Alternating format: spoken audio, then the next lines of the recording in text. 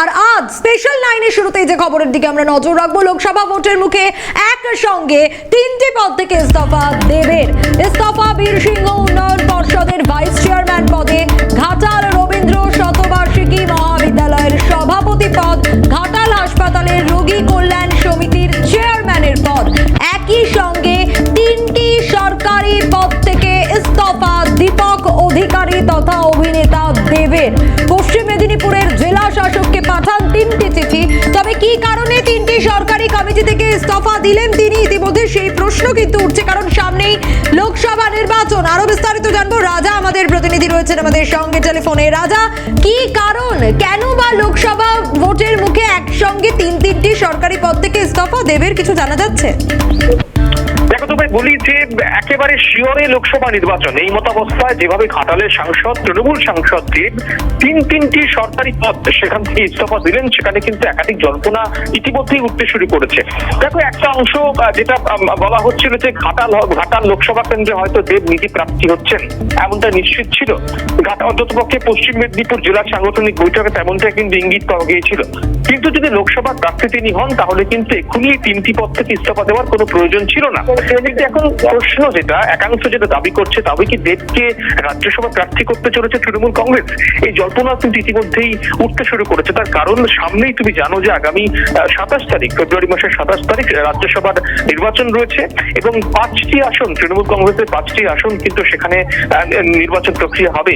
এবং তবে কি ঘাটাল লোকসভার যিনি বর্তমানে সাংসদ রয়েছেন দীপক অধিকারী, তাকে কি প্রার্থী করতে চলেছে রাজ্যসভার জন্য তৃণমূল কংগ্রেসের জল্পনা কিন্তু এই মুহূর্তে উঠছে।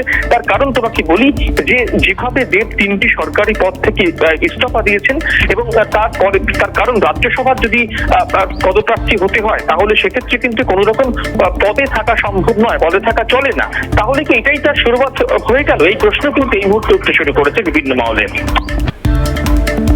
সেক্ষেত্রে রাজা, যে বিষয়টা উঠে আসছে, সামনে লোকসভা নির্বাচন, কোথাও গিয়ে দল থেকে বাড়ছে দূরত্ব, এই সংশয়টাও তো ইতিমধ্যেই আসছে। রাজা, একটু সঙ্গে থাকো, এই প্রশ্নের উত্তর নেব। ঘাটালের বিজেপি এমএলএ, তার তরফ থেকে কি বলা হচ্ছে শোনাবো। দেখুন, এটা হবার কথাই ছিল, উনি দেরিতে হলো বুঝতে পেরেছেন। এতগুলো পদ ধরে রেখেছেন কিন্তু উন্নয়ন করতে পারছেন না, একজন অপদার্থ। ওই কাজের সঙ্গে থেকে বিভিন্ন জায়গায় বিভিন্ন কাজে দুর্নীতি করেছে। সেই দুর্নীতি থেকে নিজেকে আড়াল করার জন্য উনি সরে থাকতে চাইছেন, কারণ তৃণমূল মানে চোর আর চোর মানে তৃণমূল, এটাও আপনারা দেখতে পাবেন। উনি হয়তো ভয়ে আর বিজেপির বিরুদ্ধে নির্বাচনে অংশগ্রহণ করবেন না। ইতিমধ্যে আমরা যোগাযোগ করতে পেরেছি, বিজেপির রাজ্য সভাপতি সুকান্ত মজুমদার রয়েছেন আমাদের সঙ্গে টেলিফোনে। আপনাকে স্বাগত জানাবো। সিএনই লোকসভা ভোটের মুখেই একসঙ্গে তিনটে সরকারি পদ থেকে দেবের ইস্তফা, কিভাবে দেখছেন? দেখুন, বেশ কিছু মাস আগে দীপক অধিকারী তথা দেব, যিনি বাংলার অন্যতম শ্রেষ্ঠ বা জনপ্রিয় অভিনেতাদের মধ্যে একজন, তার বিরুদ্ধে ওই সিবিআই তদন্ত থেকে শুরু করে এইসব বিভিন্ন অভিযোগ উঠেছিল। তখন আমি বলেছিলাম যে সৎসঙ্গে স্বর্গবাস, অসৎসঙ্গে নরকবাস। তো অসৎসঙ্গ ছেড়ে দেওয়াটাই মনে হয় বুদ্ধিমানের কাজ। যতদূর আমার কাছে খবর আছে, বিভিন্ন সূত্র মারফত জানতে পেরেছি, দেব এবার দাঁড়াতে চায় না ঘাটাল থেকে। মুখ্যমন্ত্রী বা তৃণমূল কংগ্রেস জোর করে তাকে প্রেশার দিচ্ছে, চাপ দিচ্ছে। এর আগেও আমরা দেখেছি ববি হাকিমের ভিডিও লিক হয়ে গেছিল, সেখানে ববিরা বলছিলেন যে দেব তো দাঁড়াতে চায়নি, ওকে জোর করিয়ে দিদি দাঁড় করিয়েছে। তো এবারও সেরকম পরিস্থিতি হয়তো হতে পারে, কিন্তু আমার মনে হয় আমার এই কথাটা দীপক অধিকারী তথা দেবের মনে রাখা উচিত যে সৎসঙ্গে স্বর্গবাস, অসৎসঙ্গে নরকবাস। অনেক ধন্যবাদ জানাবো সুকান্ত দা। কথা বলছিলাম, বিজেপির রাজ্য সভাপতি সুকান্ত মজুমদার ছিলেন আমাদের সঙ্গে টেলিফোনে। বিজেপি নেতা শ্রমিক ভট্টাচার্য কি বলেছেন শোনাবো। তৃণমূল কংগ্রেসের নির্বাচিত জনপ্রতিনিধি, তিনি নির্বাচনের প্রাক মুহূর্তে 3টে কমিটি থেকে পদত্যাগ করেছেন। তার মধ্যে একটি কমিটির নাম হচ্ছে রোগী কল্যাণ সমিতি, যেটা হিসাব মতো ঘাটালের বিধায়কের চেয়ারম্যান হওয়ার কথা। কিন্তু তৃণমূলের দখলদারি রাজনীতি, সর্বগ্রাসী রাজনীতি, সর্বব্যাপী রাজনীতির কারণে আজকে সমস্ত প্রথা রীতিনীতিকে ভুলে গিয়ে ওখানে দেবকে করা হয়েছিল। এখন তিনি পদত্যাগ করলেন, কারোর চাপে পদত্যাগ করলেন, না স্বতঃস্ফূর্তভাবে নিজে পদত্যাগ করলেন, স্বইচ্ছায় করলেন, সেটা তো আমাদের জানা নেই। তবে এটা বলতে পারি, তৃণমূল কংগ্রেসের নৌকো ডুবছে, বড় ফুটো জল ঢুকতে শুরু করেছে।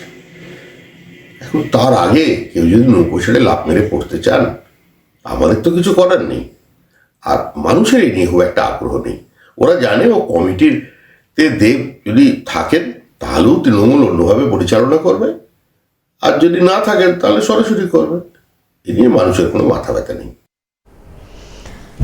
রাজা আমাদের প্রতিনিধি রয়েছেন আমাদের সঙ্গে টেলিফোনে। রাজা, যে প্রশ্নটা রেখেছিলাম তোমার কাছে, কোথাও গিয়ে তৃণমূল সাংসদের এই সিদ্ধান্তে জল্পনাও তো তুঙ্গে যে লোকসভা ভোটের আগে কি দল থেকে দূরত্ব বাড়ছে? দেখো, তোমায় বলি যে আমরা পশ্চিম মেদিনীপুর জেলা নিয়ে যখন মমতা বন্দ্যোপাধ্যায় কালীঘাটে সাংগঠনিক বৈঠক করেছিলেন, সেখানে কিন্তু স্পষ্ট ইঙ্গিত দেওয়া হয়েছিল যে দেব আবার প্রার্থী হচ্ছেন। এখন দ্বিতীয় বিষয় হচ্ছে যে যেভাবে দেব নিজের যে সাংগঠনিক পদগুলি যেগুলো ছিল, পরিচালনা সমিতির সভাপতি, সেসব জায়গা থেকে সেখান থেকে ইস্তফা দিয়েছেন, আজকে সরাসরি ডিএমকে তিনি যে চিঠি পাঠিয়েছেন, তাতে করে এই জল্পনা কিন্তু ইতিমধ্যেই উঠতে শুরু করেছে। তাহলে কি দেব রাজ্যসভায় প্রার্থী হচ্ছেন? তার কারণ তোমাকে বলি যে আগামী 15 তারিখ সিপিএম নেতা সুজন চক্রবর্তী রয়েছেন আমাদের সঙ্গে টেলিফোনে। সুজন দা, স্বাগত জানাবো সিএনএ। লোকসভা ভোটের আগে তৃণমূল সাংসদ দেবের 3টি সরকারি পদে একসঙ্গে ইস্তফা, কিভাবে দেখছেন? দেখুন, দীপক অধিকারী মানে দেব, সে কোন পদে আছে আর কোন পদে থাকবে এ নিয়ে খুব আগ্রহ করার মতো কোনো কারণ দেখছি না। যাই হোক, সাংসদ কিন্তু 3-3টে পোস্টে নাকি ইস্তফা দিয়েছে। মানে একটা কলেজে গভর্নিং বডি, একটা হাসপাতাল, আর একটা কি ইত্যাদি। কোন পোস্টে তিনি আছেন আর কোন পোস্টে তিনি থাকবেন, তৃণমূলের পোস্ট তো আসলে একটা, বাকি হবে ল্যাম্প পোস্ট। মুখ্যমন্ত্রী বলেছেন তাই উনি ছেড়েছেন, মুখ্যমন্ত্রী বলবেন আবার তাই নিয়ে নেবেন, অথবা মুখ্যমন্ত্রী অভিমান করেছেন। তবে আমি এটুকু বলতে পারি, কোন ভদ্রলোকের পক্ষে তৃণমূল যেভাবে সরকার চালায়, প্রশাসন চালায়, প্রেসিডেন্ট চালিয়ে যাওয়াটা সহজ না, এইটুকু আমি বলতে পারি। বাকি আমার খুব আগ্রহ আছে বলে মনে হয় না।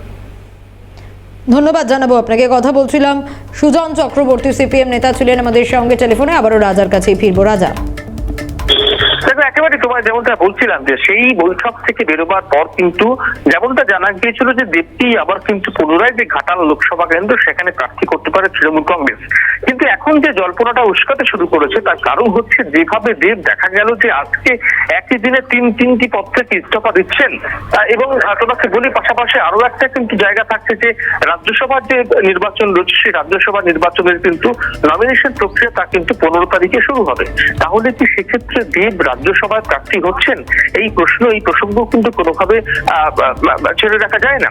তার কারণ দেবকে সম্ভবত দেবকে দলনেত্রী তিনি রাজ্যসভায় পাঠাতে পারতেন। তার কারণ রাজ্যসভার এখনো পর্যন্ত যে সূত্রের খবর যে 5টি আসনে নির্বাচন হতে চলেছে, তাদের মধ্যে যারা এক্সিস্টিং এখনো পর্যন্ত রয়েছে তাদের মধ্যে পুরনো 2জনকে টিকিট না দেওয়ার সম্ভাবনা কিন্তু এখনো পর্যন্ত প্রবল।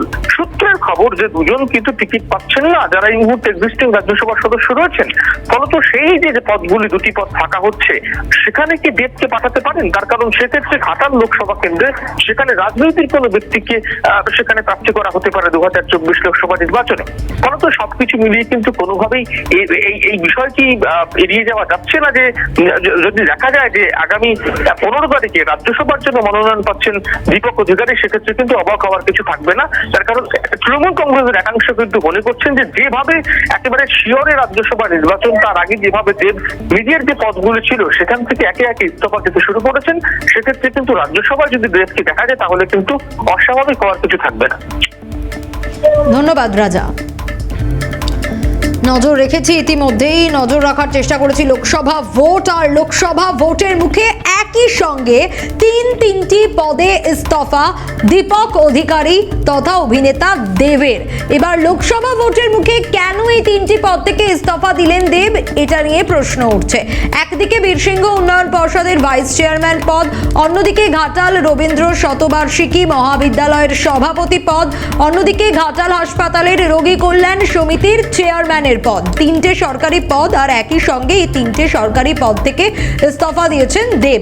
পশ্চিম মেদিনীপুরের জেলা শাসককে পাঠিয়েছেন 3টি চিঠি। তবে কি কারণে এই 3টি সরকারি কমিটি থেকে ইস্তফা দিলেন দীপক অধিকারী, এই প্রশ্ন কিন্তু ইতিমধ্যেই উঠছে। লোকসভা ভোটের আগে দল থেকে দূরত্ব বাড়ছে, নাকি রাজ্যসভার ক্ষেত্রে রাজ্যসভায় আসতে পারেন দেব, এই প্রশ্নটাও উঠছে। তৃণমূল সাংসদের সিদ্ধান্তে তুঙ্গে জল্পনা। লোকসভা ভোটের মুখে একই সঙ্গে 3টি পদ থেকে ইস্তফা দীপক অধিকারীর। ঘাটালের সাংসদ দেব এবং সামনে লোকসভা নির্বাচন, সেই লোকসভা নির্বাচনের আগে কেন এই 3টি সরকারি পদ থেকে দেব ইস্তফা দিলেন, জল্পনা তুঙ্গে।